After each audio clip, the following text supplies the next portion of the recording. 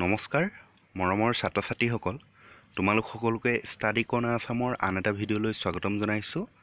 আজিৰ এই ভিডিঅ'টিত আমি শংকৰদেৱ শিশু বিদ্যা নিকেতনৰ ক্লাছ 5ৰ ইংৰাজী কিতাপখনৰ যিটো 11 নম্বৰ lesson Papori writes a letter to her friend নামৰ পাঠটো আলোচনা কৰিম। তো যদিহে তুমি এই চেনেলটোলৈ পোনপ্ৰথমবাৰৰ বাবে আহিছা তেন্তে চেনেলটো ছাবস্ক্ৰাইব কৰি ল'বা আৰু কাষতে থকা বেল আইকনটো প্ৰেছ কৰি দিবা যাতে এনেধৰণৰ ভিডিঅ'সমূহৰ ন'টিফিকেশ্যন সময়মতে পোৱা। তেন্তে আহা আজি আমি Papori writes a letter to her friend নামৰ পাঠটো আলোচনা কৰোঁ। তো পাঠটোৰ নাম ইতিমধ্যে কৈছোঁ, Papori writes a letter to her friend, মানে পাপৰিয়ে তাইৰ বান্ধৱীলৈ বা তাইৰ বন্ধুলৈ এখন চিঠি লিখে আৰু চিঠিখনৰ টাইটেল এটা দিছে god is good Dergaon Assam. গতিকে পাপৰিৰ ঘৰ হৈছে অসমৰ দেৰগাঁৱত হয়, ঠিক আছে। আৰু চিঠিখন লিখিছে 20 ডিচেম্বৰ 2015 চনত। ডিয়েৰ ৰুবি, মৰমৰ ৰুবি। গতিকে আমি গম পালোঁ পাপৰিয়ে যিখন চিঠি লিখিছে তাইৰ বান্ধৱী ৰুবিলৈ লিখিছে, তাইৰ বান্ধৱীজনীৰ নাম ৰুবি। গতিকে পাপৰিয়ে চিঠিখন ৰুবিলৈ লিখিছে। ডিয়েৰ ৰুবি, মৰমৰ Ruby.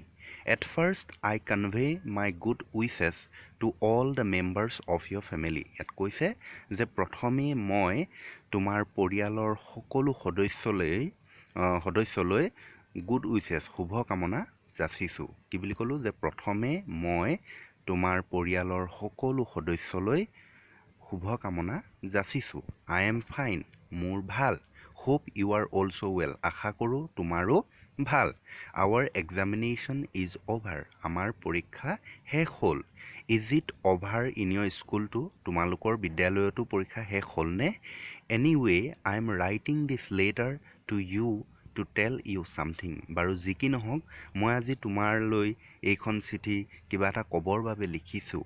That day I went to Guwahati, সেইদিনাখন মই গুৱাহাটীলৈ গৈছিলোঁ। You know my uncle's house is at নাৰিকল বস্তি, আৰু তুমি নিশ্চয় জানা যে মোৰ খুৰাৰ ঘৰ গুৱাহাটীৰ নাৰিকল বস্তিত হয়। প্ৰদীপ ইজ মাই কাজিন, আৰু প্ৰদীপ হৈছে মোৰ খুৰাৰ ল'ৰা। He took me to see the regional science center at Khanapara, আৰু সি মানে প্ৰদীপৰ কথা কৈছে। প্ৰদীপে মোক মানে কাক? পাপৰিক, হয়নে নহয়? গতিকে পাপৰিয়েতো ৰুবিলে লিখি আছে চিঠিখন, তোৰ কৈছে যে he took me to see the regional science centre at Khanapara. প্ৰদীপে মোক ৰিজনেল ছায়েন্স চেণ্টাৰ যিখন খানাপাৰাত আছে সেইখন চাবলৈ লৈ গৈছিল। It really was a wonderful experience, সঁচাকৈ এইটো এটা অতি ভাল লগা অভিজ্ঞতা। I liked the beautiful science park, মই সেই ধুনীয়া যিখন ছায়েন্স পাৰ্ক, বৈজ্ঞানিক পাৰ্ক হয়, উদ্যান হয়, সেইখন খুব ভাল পালোঁ। The centre has a few galleries, আৰু সেই চেণ্টাৰটোত কিছুমান গেলাৰিজ আছিলে। গেলাৰিজ মানে ৰুম, যিবিলাকে ৰুমত কিছুমান বস্তু ৰাখে মানুহে চাবৰ বাবে। গতিকে তাত কিছুমান কোঠালি আছিলে, ৰুম আছিল। এগেইন দেয়াৰ আৰ ছাম টেলিস্কপছ, আকৌ তাত কিছুমান টেলিস্কপছ দূৰবীক্ষণ যন্ত্ৰ আছিল, যিবিলাকত বস্তু আমি দূৰৰ বস্তুবিলাকত চাবলৈ ব্যৱহাৰ কৰোঁ যে, সেই তেনেকুৱা টেলিস্কপছ হয়, ঠিক আছে। তো তাত কিছুমান টেলিস্কপছো আছে। Children can see films on science here, আৰু তাতে সৰু সৰু ল'ৰা ছোৱালীবিলাকে ছায়েন্সৰ ওপৰত, বিজ্ঞানৰ ওপৰত কিছুমান ফিল্ম চাব পাৰে। Children may see the sky through a telescope, আৰু টেলিস্কপৰ জৰিয়তে ল'ৰা ছোৱালীবোৰে আকাশখনো চাব পাৰে। The robotic dinosaur is another attraction of the centre, আৰু যিটো তাত ৰবট মানেতো গম পাইছে, তাত যিটো ৰবটিক ডাইনেছৰ আছে সেই ডাইনেছৰটো আন এটা সেই চেণ্টাৰটোৰ এটা আকৰ্ষণীয় বস্তু বুলি কৈছে। Children like to have photographs taken with it, আৰু সৰু সৰু ল'ৰা ছোৱালীবোৰে সেই যিটো ৰবটিক ডাইনেছৰ হয় সেই ৰবটিক ডাইনেছৰটোৰ লগত ফটো তুলি ভাল পায়। There is a reason for writing all this to you, তোমালৈ যে এই কথাখিনি মই লিখিছোঁ তাৰ এটা কাৰণ আছে। When you go to Guwahati, যেতিয়া তুমি গুৱাহাটীলৈ যাবা, you should not fail to see the regional science center at Khanapara. খানাপাৰাত যিখন ৰিজনেল ছায়েন্স চেণ্টাৰ আছে সেইখন কিন্তু নোচোৱাকৈ নাথাকিবা। Really it is very useful for the students, সঁচাকৈ এইটো ষ্টুডেণ্টছৰ বাবে, ছাত্ৰ ছাত্ৰীসকলৰ বাবে বৰ ইউজফুল হয়, উপকাৰী হয়। Is your examination over? তোমাৰ পৰীক্ষা শেষ হ'লনে? How did you do? তোমাৰ পৰীক্ষা কেনেকুৱা কৰিলা? প্লিজ ৰাইট, অনুগ্ৰহ কৰি লিখিবা। আই এম ৱেইটিং for a letter from you, মই তোমাৰ এখন চিঠি পাবলৈ অপেক্ষা কৰি আছোঁ। With a lot of affection, your friend Papori, তোমাৰ মৰমৰ বান্ধৱী পাপৰি। আৰু লিখিছিলে ৰুবিলৈ, গতিকে ইয়াতে এড্ৰেছটো লিখিছে to Ruby Gogoi, CO Mohan Chandra Gogoi, house number 27, lane number 3, Kamar চুবুৰী, তেজপুৰ, পিন 784001। গতিকে ইয়াৰ পৰা আমি কেইটামান কথা গম পালোঁ। কি গম পালোঁ? যে পাপৰিয়ে লিখিছে এখন চিঠি তাইৰ বান্ধৱী ৰুবিলৈ। পাপৰিৰ ঘৰ হৈছে অসমৰ দেৰগাঁৱত আৰু চিঠিখন লিখিছিলে ডিচেম্বৰ মাহৰ 20 তাৰিখ 2015 চনত। আৰু ৰুবিৰ ঘৰ হৈছে তোমাৰ কমাৰ চুবুৰী, তেজপুৰৰ কমাৰ চুবুৰীত ঘৰ। ঠিক আছে, তো ইমানেই আছিলে। ইয়াৰ পিছত আমি ইয়াৰ প্ৰশ্নখিনিও চাম। ইয়াৰ প্ৰশ্নখিনি কি আছে চাবাচোন, তোমালোকে কৰি চাবা নিজেই, যদি নোৱাৰা মই কৈ দিমেই। কুৱেশ্যন নাম্বাৰ 1ৰ যিটো আছে, উইথ হোম ডিড পাপৰি গ' টু খানাপাৰা? পাপৰিয়ে খানাপাৰালৈ কাৰ লগত গৈছিল? হোৱাই ডিড চি গ' দেয়াৰ? তাইয়ে তালৈ কিয় গৈছিল? গতিকে পাঠটোতো মই পঢ়াইছোৱে যে পাপৰিয়ে খানাপাৰালৈ কাৰ লগত গৈছিলে আৰু কিয় গৈছিলে। গতিকে তোমালোকে লিখিবলৈ চেষ্টা কৰিবাচোন বাৰু, যদি নোৱাৰা তেন্তে মই লিখি দিম। তাৰপিছত বিটো আছে, where is the regional science centre? Regional science চেণ্টাৰখন ক'ত আছিল বুলি কৈছে? ইয়াততো আছেই, মেনশ্যন কৰি দিয়া আছে, মই পঢ়াইছে ক'ত আছে সুধিছে, লিখি দিলেই হ'ল। নেক্সটটো আছে, where is the science park? Science পাৰ্কখন ক'ত আছে? নেক্সট কুৱেশ্যন আছে, what's the name of Papori's friends? পাপৰিৰ বান্ধৱীজনীৰ নাম কি বুলি সুধিছে। Where does Papori live? পাপৰিয়ে ক'ত বাস কৰে?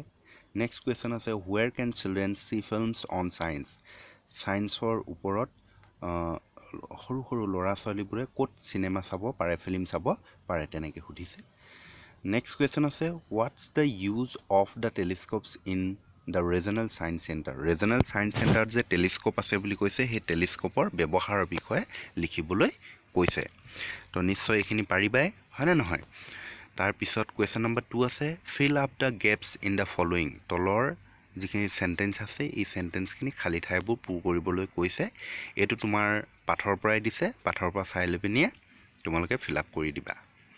1 নম্বৰ আছে, the dash dinosaur is an dash of the regional science centre? গতিকে এইটোতো দ্য ৰবটিক হ'ব। Dinosaur is an another attraction of the regional science centre. Children can see the sky through কি আছে এইটো লিখি দিবা। নেক্সটটো আছে, children like to have photographs with the, এইটো কি লিখি দিবা।